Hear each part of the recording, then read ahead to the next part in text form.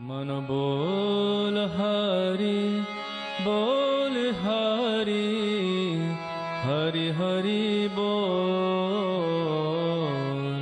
गोविंद माधव गोपाल बोल।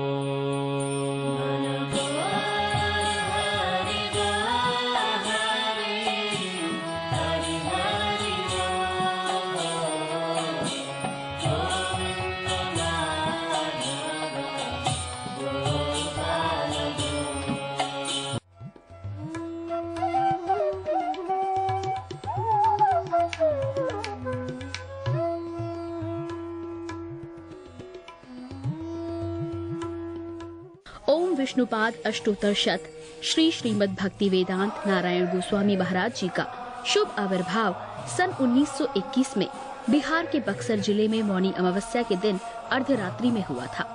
प्रारंभ से ही इनकी धर्म में रुचि थी। बचपन में ही उन्होंने गीता, रामायण आदि का अध्ययन किया था।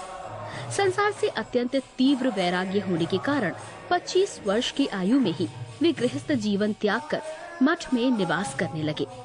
सन 1946 में उन्होंने नित्य लीला प्रविष्ट ओम विष्णुपाद श्री श्रीमद् भक्ति प्रज्ञान केशव गोस्वामी महाराज जी से विधिवत दीक्षा प्राप्त की तथा सन 1954 में संन्यास ग्रहण किया। मथुरा में निवास करते हुए अपने गुरु की आज्ञा तथा कृपा से अनेक ग्रंथों का हिंदी भाषा में अनुवाद किया है। इनके प्रमुख ग्रंथ हैं श्रीमद् भगवद गीता, गीत गोविंद, जैव धर्म, वेणु गीत, भजन रहस्य, ब्रजमंडल परिक्रमा, श्री श्री वृहद भागवतामृतम। इन सभी ग्रंथों का English, Spanish, Dutch, French, German, Russian, Italian, Portuguese, Chinese आदि विश्व की अनेक भाषाओं में अनुवाद हो रहा है। लगभग पिछले 60 वर्षों से श्रील भक्ति वेदांत नारायण गोस्वामी जी महाराज ने भारत एवं विश्व के सभी प्रमुख देशों में शुद्ध भक्ति का प्रचार किया, अर्थात भक्ति योग की शिक्षा प्रदान की। श्रील गुरुदेव के भक्ति प्रचार कार्य से प्रोत्साहित होकर अमेरिका के ह्यूस्टन के मेयर द्वारा श्रीमान लीपी ब्राउन ने 31 मई सन 2003 को इन्हें ऑर्डिनरी सिटीजनशिप एवं गुडविल एम्बेसडर के सम्मान से विभूषित किया। सन 2003 में ध्वजाचार्य पीठ तथा विश्व धर्म संसद ने श्रील गुरुदेव को कृष्ण भक्ति, विश्व भर में सनातन धर्म के प्रचार प्रसार तथा ब्रजमंडल के संरक्षण एवं पुनरुद्धार हेतु अनेक अथक प्रयासों के लिए योगाचार्य की उपाधि से सम्मानित किया। इस प्रकार संपूर्ण विश्व में प्रेम धर्म का प्रचार प्रसार करते हुए श्रील भक्ति वेदांत नारायण गोस्वामी जी महाराज ने 29 दिसंबर 2010 को श्री जगन्नाथपुरी में अपनी भौम लीला को संवरण किया। वे अपनी दिव्य शिक्षाओं में और अपने निष्कपट आश्रित जनों के हृदय में सर्वदा विराजमान हैं।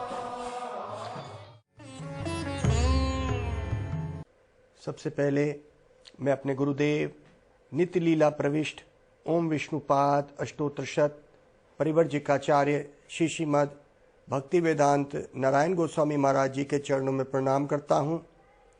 नित्य लीला प्रविष्ट ओम विष्णुपाद अष्टोत्तर शत परिवर्जिकाचार्य श्री श्रीमद् भक्ति वेदांत स्वामी श्रील प्रभुपाद के चरणों में प्रणाम करता हूँ। अपने परम गुरुदेव नित्य लीला प्रविष्ट ओम विष्णुपाद अष्टोत्तर शत परिवर्जिकाचार्य श्री श्रीमद् भक्ति प्रज्ञान केशव गोस्वामी महाराज जी के चरणों में प्रणाम करता हूँ। आप सब भक्तों का, श्रोताओं का, दर्शकों का इस कार्यक्रम में स्वागत है। आज हम भगवद गीता के चौथे अध्याय के 34वें श्लोक पे चर्चा करेंगे।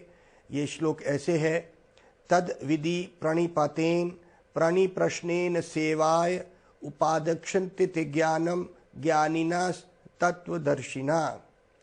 तरीका क्या है? आध्यात्मिक मार्ग में बढ़ने का तरीका क्या है? तद विधि, विधि क्या है? तरीका क्या है? प्रणिपतेन, पहले शरणागत हो जाओ। किसके? उस गुरु के जो तुम्हें आगे लेके जाएगा। प्रणिप्रश्नेन, उसको प्रश्न पूछो। सेवाय, उसकी सेवा करो। उपादक्षन्ते ते ज्ञानम, और वो तुम्हें उपाख्यान देगा ज्ञान का। ज्ञानिना तत्वदर्शिना, क्योंकि वो उस ज्ञान में स्थित है और उसने उस तत्व के, उस भगवान के दर्शन करे हुए हैं। ये बड़ा ही गंभीर श्लोक है भगवत गीता का जो हमें भगवान बता रहे हैं भगवत गीता में। कहते हैं कि भाई हमें इस मार्ग में बढ़ने के लिए गुरु चाहिए। तो पहले जो लोग गुरु नहीं करना चाहते हैं, जिनका विश्वास नहीं है, ये बात ठीक है कि आजकल ऐसे गुरु आ गए हैं जो आपको धोखा दे सकते हैं, लेकिन बिना गुरु के कोई गति नहीं है। ये बात ठीक है कि वो विरले हैं, वो सदगुरु विरला है। गुरवो बहावा संति शिष्य वित्त अपहरका,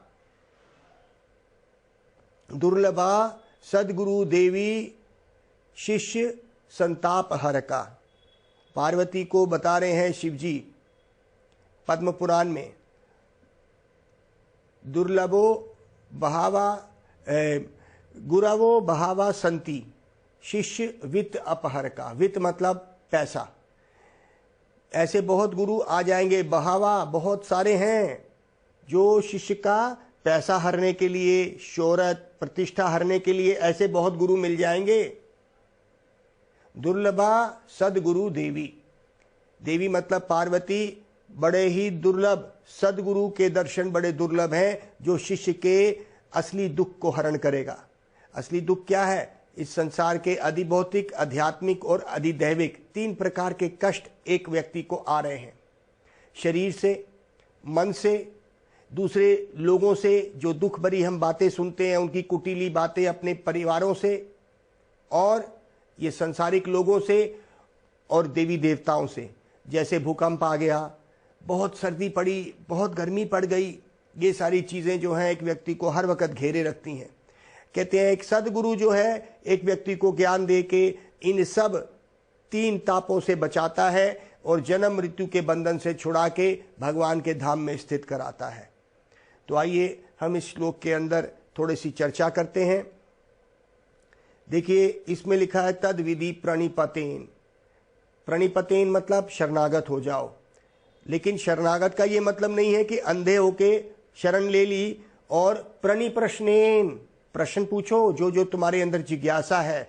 कोई भी तुम्हें ज्ञान की जरूरत है उसके लिए तुम्हें प्रश्न पूछना पड़ेगा। तो कहते हैं अंधकार में नहीं, लेकिन प्रश्न पूछते हुए लेकिन उनको चैलेंज करते हुए भी नहीं।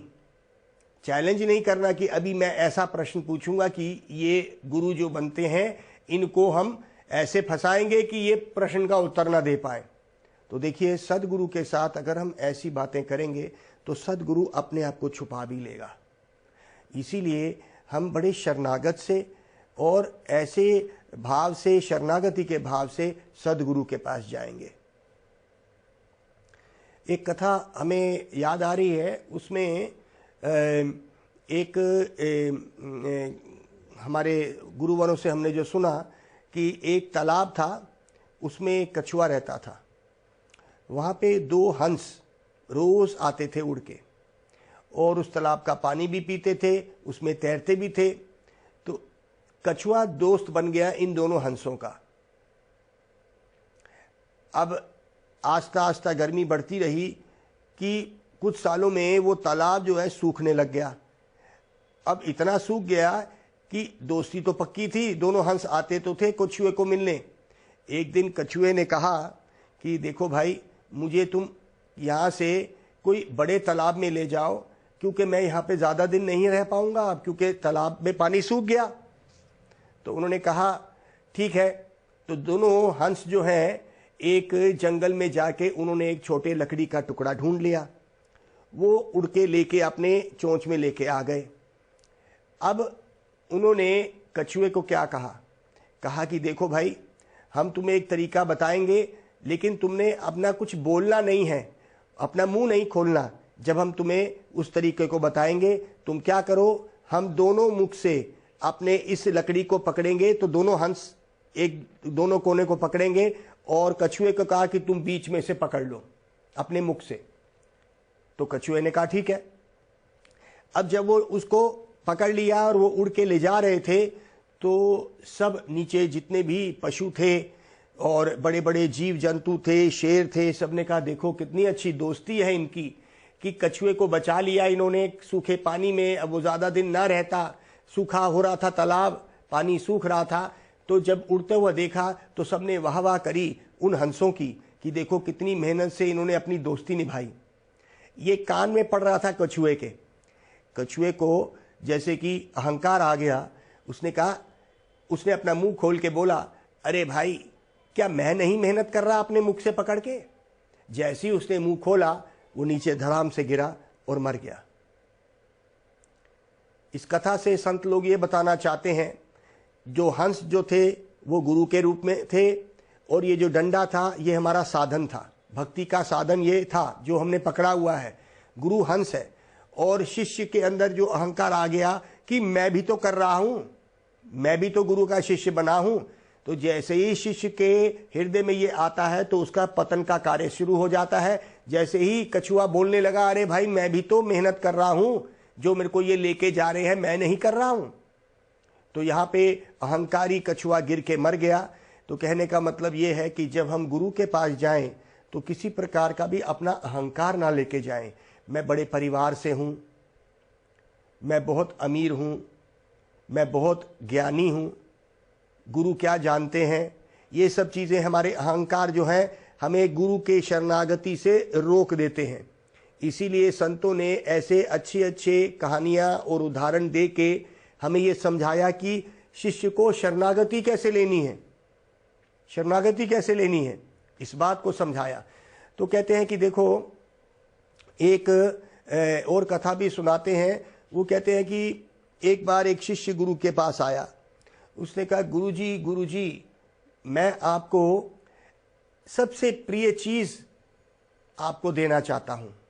तो गुरुजी ने अचानक जब ये बात सुनी शिष्य से, उन्होंने कहा, नहीं, तुम मुझे सबसे गंदी चीज़ मुझे दे दो, अपनी सबसे बुरी चीज़ तुम्हारे पास जो है वो दे दो। तो शिष्य ने सोचने लगा कि मैं तो सबसे प्रिय चीज़ देना चाहता हूँ, ये गुरुजी ने क्या कह दिया। आजकल तो गुरु सबसे प्रिय चीज़ पैसे को मानते हैं, शिष्य से पैसा ले लेते हैं।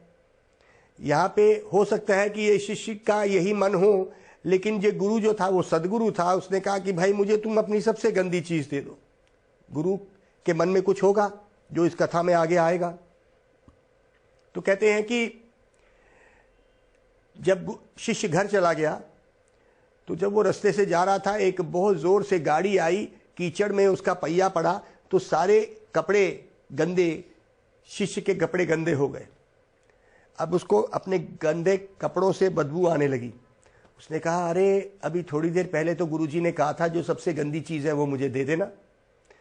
तो शिष्य ने सोचा, अरे कल मैं क्या करूँगा, ये जितने गंदे कपड़े हैं ये लपेट के गुरुजी को दे आऊँगा, क्योंकि गुरुजी ने क्या कहा था, जो सबसे गंदे चीज़ हो तेरी वो दे देना। अब तो ये कीचड़ वाले कपड़े हो गए, यही दे दूंगा। जब शिष्य सुबह उठा तो पैखाने में गया मल त्यागने के लिए, अर्थात लेट्रिन गया। तो जब उस लेट्रिन में जाके उसने मल त्यागा तो उसने मल की तरफ देखा तो उसने कहा, अरे ये तो बहुत ही गंदी चीज़ है, क्या मैं ये गुरुदेव को दे दूं? तो उसने सोचा, मैं इसको पकड़ूंगा कैसे? उसको बहुत अपने से ही घृणा होने लगी, मैं इसको पकड़ूंगा कैसे? तो खैर जब वो सोचने लगा तो इतनी देर में मल बोलता है, लेट्रिन बोलती है, अरे तू मुझसे इतनी घृणा कर रहा है, मैं तो तेरे में से ही तो निकला हूं, इसका मतलब तू अंदर से कितना गंदा होगा, मैं तेरे से ही तो आया हूं। तो जो शिष्य था वो सोच में पड़ गया कि मैं खुद कितना गंदा हूं। और असत चेष्टा प्रकट पथपाती व्यति करे, गले बदवा हनहिक वत वत वत मदगने। गले बदवा, गले बंद गया, असत चेष्टा कश प्रद विकट पाशा लिबीरी, प्रकाम कामा प्रकट पथवाती व्यति करे, गले बदवा हनहिक मत मदगने। कुरुतम फुत्कारम स यथा त्वम भज मना। रघुनाथ दास गोस्वामी मन शिक्षा में इस बात को कर रहे हैं। क्या कहते हैं? असत चेष्टा, इस संसार के असत्य मार्ग में, झूठे मार्ग में चलते चलते पथपाती, पथपाती मतलब एक व्यक्ति अकेला चलता है संसार में, उसको 6 प्रकार के गुंडों ने घेर लिया। वो गुंडे कौन है? काम, क्रोध, लोभ, मोह, मद मतलब पागलपन, मत्सरे मतलब जलन, ये सारे हमारे अंदर भरे हुए हैं, ये हमारे हृदय के अंदर भरे हुए हैं। तो गुरु जी इस हृदय को साफ करके इसके अंदर राधा कृष्ण का प्रेम भर सकते हैं। ये गुरुदेव ने कहा। गुरुदेव के पास जब मैं पहली बार गुरुदेव के दर्शन करे तो उन्होंने कहा, मुझे तुमसे कुछ नहीं चाहिए, मैं तुम्हारे इस मलिन हृदय को, इस हृदय में काम, क्रोध, लोभ, मोह भरा है, इसको साफ करके राधा कृष्ण के चरणों तक पहुंचाना चाहता हूं। ये गुरु का कार्य है, ये गुरुदेव ने कहा। वहीं पे ही हम समझ गए कि ये सदगुरु हैं जो हमारे हृदय के असली दुश्मन काम, क्रोध, लोभ, मोह को हटा के इसमें प्रेम भरना चाहते हैं। तो रघुनाथ दास गोस्वामी कहते हैं, मेरे प्यारे मन, इस वक्त तेरे हृदय में ये सब भरा हुआ है। हम बिना अहंकार के, जैसे कछुआ गया है, वो अहंकारी है, वो खुद भी बोलने लग गया, अरे मेरी भी तो बढ़ाई करो, मैं भी तो मेहनत कर रहा हूं अपने आप को बचाने के लिए। तो वहीं पे ही वो गिर गया। गुरु जी के पास हम बिना अहंकार के पूर्ण शरणागत होके कि गुरुदेव की कृपा ही है जो ये चल रही है। तो सबसे बुरा तो हमारा मन है और हृदय, इससे बुरा कोई नहीं। हम दुनिया में कमी ढूंढते हैं, असली कमी हमारे में है। हम पहले अपने आप को समझें कि हमारे में क्या क्या दोष भरे हुए हैं।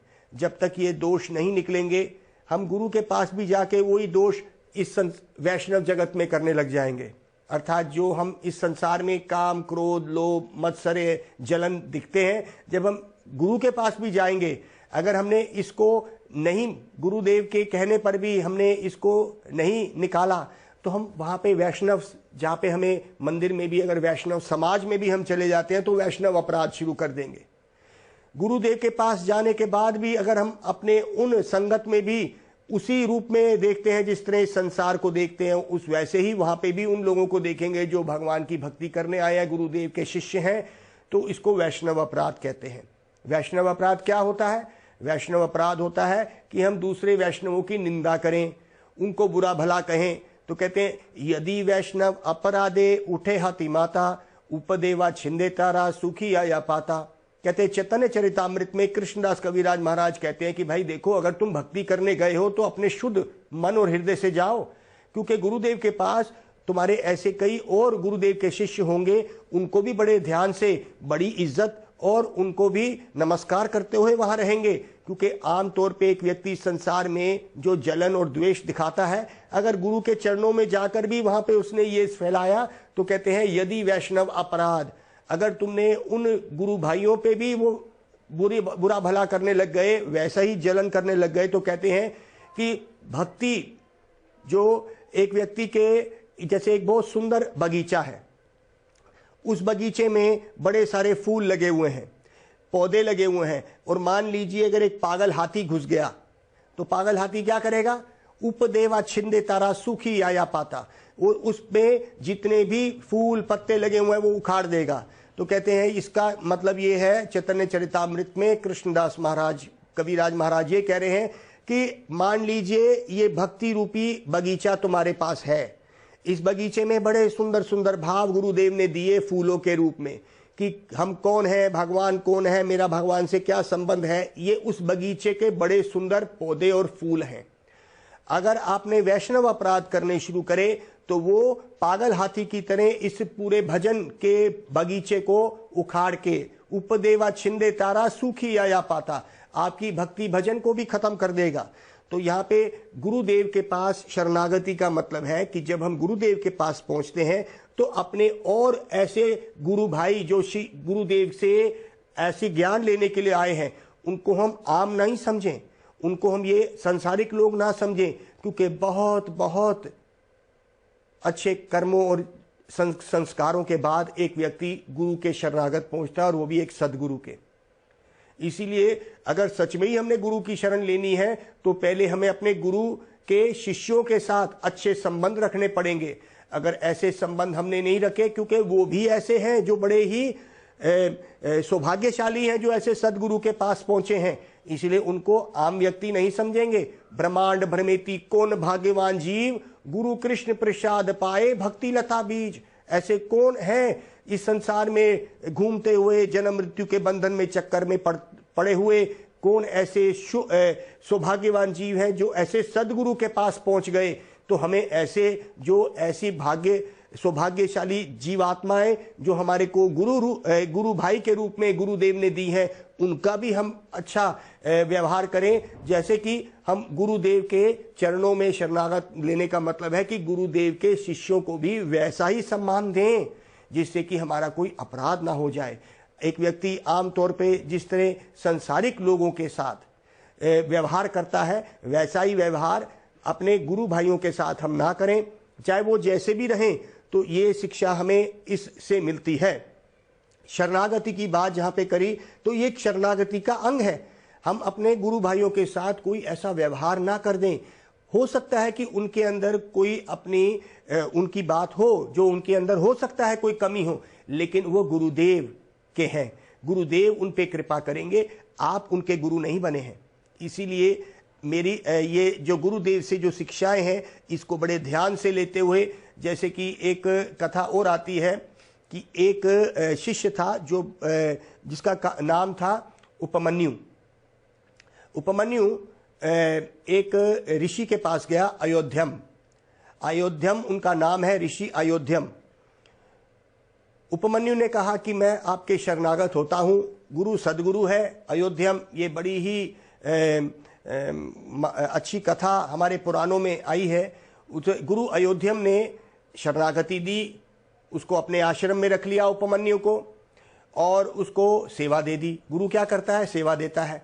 आश्रम की सेवा ये थी कि आश्रम की जितनी गाय हैं उनको उसने रोज गैयाओं को घास चराने के लिए लेके जाना है, जिससे कि गैयाओं का सेहत अच्छी बने और वो अच्छा दूध दे पाए। अब उपमन्यु रोज सुबह उठ के, गुरुदेव ने कहा मेरे उठने से पहले ही तुम गैयाओं को ले जाना, जिससे कि वो अच्छी हरी भरी घास खा सकें, और जब वो वापस आए शाम को तो इतना दूध दें कि दूध आपके किसी भी मंदिर में कमी ना हो। तो उपमन्यु इस कार्य को करने लगे। कुछ दिन बीत गए तो गुरु अयोध्यम ने कहा, अरे उपमन्यु, जब से तुम इस मठ में आए हो, मंदिर में आए हो, तुम तो और हट्टे कट्टे होते जा रहे हो। ऐसा क्या है? मैंने तो तुम्हें कुछ ऐसा खाने को दिया ही नहीं। तो उपमन्यु ने कहा, गुरुजी, तो उन्होंने कहा तुम क्या करते हो? तो उन्होंने कहा, गुरुजी, मैं जब आपकी पूरा कार्य कर देता हूँ, जब मैं गैयाओं को चरा देता हूँ, पूरे घास खा लेती हैं, उसके बाद जब ये विश्राम कर रही होती हैं, मैं भिक्षा मांगने चले जाता हूँ और कहीं से मांग के खा लेता हूँ। तो गुरुदेव ने कहा, देखो, बिना मेरी आशीर्वाद के, बिना मेरे कहने पे तुम कुछ भी खा लेते हो, तो गुरु के शरणागति क्या हुई?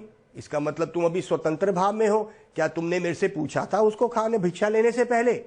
भिक्षा तुम जो भी लोगे, भिक्षा मुझे देनी है तुमने, अर्थात जो भी तुम भिक्षा इकट्ठी करते हो तुम मुझे ला के दो। तो उपमन्यु एक अच्छा शिष्य है, उसको पता नहीं था, अज्ञानता के कारण उसने ये कार्य किया, हृदय से वो साफ था, तो उसने अब भिक्षा ला के देनी शुरू कर दी। कुछ दिन और बीत गए, लेकिन उपमन्यु और भी शक्तिशाली और अच्छा सेहत का होने लगा। तो गुरुजी, जो गुरु अयोध्यम थे, उन्होंने उपमन्यु को बुला के बोला, भाई ऐसी क्या बात है? मैंने तो तुम्हें ऐसा कुछ खाने के लिए नहीं दिया। ने कहा, गुरुजी, जब आपकी भिक्षा मैं इकट्ठी कर लेता हूँ, गैयाओं को चरा लेता हूँ, तो उसके बाद दोबारा मैं भिक्षा के लिए निकलता हूँ 2 घंटे के बाद, और जब शाम को गैया चरा के वापस आता हूँ तब मैं दूसरी भिक्षा से जो कमाता हूँ उससे खा पी लेता हूँ। उन्होंने कहा, अरे तुम तो 24 घंटे मेरे ही हो, ऐसा कोई भी समय नहीं है शिष्य अपने लिए रखता है, तो तुम वो जो दूसरी भिक्षा है वो भी तुम मुझे ही ला के दोगे। तो उपमन्यु ने कहा, ठीक है गुरुजी। कुछ दिन और बीत गए, लेकिन उपमन्यु और भी हृष्ट पुष्ट होता चला गया। तो गुरुजी ने कहा, अरे उपमन्यु सुनो, अब कोई ऐसा कार्य तो नहीं कर रहे, तुम्हारा शरीर इतना बड़ा हो गया और इतना स्वस्थ शरीर है तुम्हारा, क्या ले रहे हो? ने कहा, गुरुजी, जब ये बछड़े गैयाओं के पास भागते हैं और अपने मुंह से स्तनों को लगा के दूध पीते हैं, जो मुख से गिरता है उन बछड़ों के, वो मैं पी लेता हूं। कहते हैं, अरे वो तो बछड़े तुम्हारे पे कृपा कर देते हैं जब तुम उनके पास खड़े रहते हो। तो ये भी नहीं लेना, क्योंकि ये भी तुम मेरे पूछे बिना तुमने ले लिया, तुमको वो नहीं लेना चाहिए। तो उपमन्यु ने कहा ठीक है गुरुजी। तो अब उपमन्यु गैया चराने जाते थे तो घास पत्ते सूखे जो भी मिलते थे वो खा लेता था। अब वो बड़ा कमज़ोर हो गया। एक दिन ऐसा हुआ कि उसने कोई जहरीला पत्ता खा लिया जंगली। अब उस जहर से वो अंधा हो गया। अब जब वो गैयाओं को गुरुदेव के मठ में लेके जा रहा था, रास्ते में कुआं था, कुएं में गिर गया क्योंकि वो अंधा हो गया था। उसके दांत टूट गए और उसकी अंधा हो गया। अब जब पूरी रात बीत गई, वो कुएं में पड़े रहा, तो गुरु अयोध्यम ने अपने बाकी शिष्यों को कहा, अरे भाई उपमन्यु आया नहीं है। तो उपमन्यु को ढूंढने के लिए गुरु जी गए। गुरुदेव जानते थे मेरा शिष्य बड़ा ही अच्छा है, तो बड़ी जोर जोर से आवाज लगाने लगे, उपमन्यु उपमन्यु। तो उपमन्यु तो कुएं में गिरा हुआ था। उपमन्यु ने आवाज लगाई कुएं के अंदर से, गुरुदेव मैं इस कुएं में गिर गया। तो गुरु अयोध्यम समझ गए कि ये कुएं में गिर गया है, ये अंधा भी हो गया है। जब उपमन्यु ने कहा तो गुरुदेव ने कहा, देखो ऊपर से ही कुएं के मैं तुम्हें एक ऐसा मंत्र देता हूं, अश्विनी कुमार मंत्र, जो भगवान के, जो देवी देवताओं के वैद्य हैं, और उनको मंत्र को आह्वान करने से आपकी आंखें वापस आ जाएंगी। उपमन्यु ने कहा ठीक है। अब वो मंत्र जब दिया, उपमन्यु ने उस मंत्र को बोला तो सामने अश्विनी कुमार आ गए और वो वैद्य हैं। उन्होंने कहा, लो ये लड्डू खाओ। तो उपमन्यु ने कहा, मैं बिना गुरुदेव की इजाजत से नहीं खाता हूं। तो उसने कहा, देखो तुम कुएं में गिर गए हो, अंधे हो गए हो गुरुदेव के लिए, अब तुम ये लड्डू ले लो। मैंने कहा नहीं, जब तक मेरे गुरुदेव मुझे नहीं कहेंगे मैं लड्डू नहीं खाऊंगा। तो वो अश्विनी कुमार जो देवी देवताओं के वैद्य हैं, उन्होंने आशीर्वाद दिया और उपमन्यु के सोने के दांत आ गए, जो दांत टूट गए थे, और आंखें, ये हमारी पुराण में कथा है, और आंखें वापस आ गईं। जबकि अश्विनी कुमार ने कहा, अरे तुम्हारे गुरुदेव ने, जब हमने उनको लड्डू दिया था, उन्होंने तो खा लिया था जब उनके गुरुदेव ने ऐसे किया था उनके साथ। तब उपमन्यु ने कहा, कोई बात नहीं, मैं गुरुदेव की इजाजत के बिना नहीं खाऊंगा। तो इस कथा से हमें यह पता चलता है, अगर कोई हमारा विश्वास गुरुदेव के ऊपर से कम करना भी चाहे, गुरुदेव पे पूर्ण विश्वास रख के हम गुरुदेव की बात को मानते हुए हम बहुत जल्दी आगे बढ़ सकते हैं। गुरुदेव ने एक दिशा दी है, उस दिशा को लेके हम आगे बढ़े। और वो शुरू कैसे होती है? वो दिशा शुरू होती है क्या बोलने पे? हरे कृष्णा कृष्णा कृष्णा हरे हरे, हरे राम राम राम हरे हरे। गौर प्रेमानंदे हरि हरि बोल।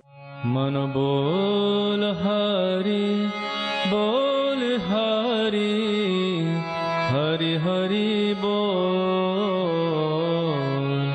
गोविंद माधव गोपाल बोल।